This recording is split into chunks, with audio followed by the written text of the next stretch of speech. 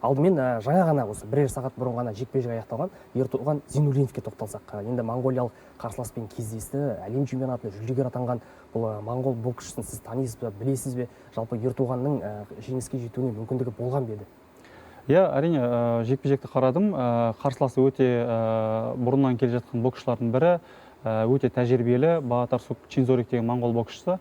Кезінде Рио олимпиадасының алдында осы лицензияға таласып жатқан кезде осы Баатарсукпен кездескен болатынбыз финалдық жекпе-жекте.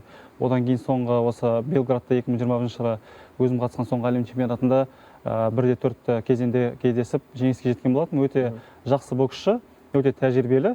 Ертуғанға кішкене сол тәжірибе жетпей қалды деп ойлаймын, себебі жаңағындай енді ғана ұлттық құрамаға келіп қосылды ғой. Иә, онымен қоса осындай үлкен турнирге, осындай үлкен додаға бірінші рет қатысуы ересектер арасында, сол себепті кішкене жаңағындай тәжірибе жетпей қалды. Бірақ Ертуған өзін өте жақсы көрсетті деп ойлаймын бұл чемпионатта. Енді мынау моңғол боксшымен кездестім және ширек финалда жеңіп алдым деп жаттыңыз. Жалпы бұл боксшының қандай ерекшелігі бар, қандай тактикалық тұрғыдан қабілеті бар, қандай қашықтықта жұдырықтасады, сол туралы бір есте қалған естеліктермен бөлісіп жатсаңыз. Бұл бала жаңағындай физикалық тұрғыдан өте мықты бала.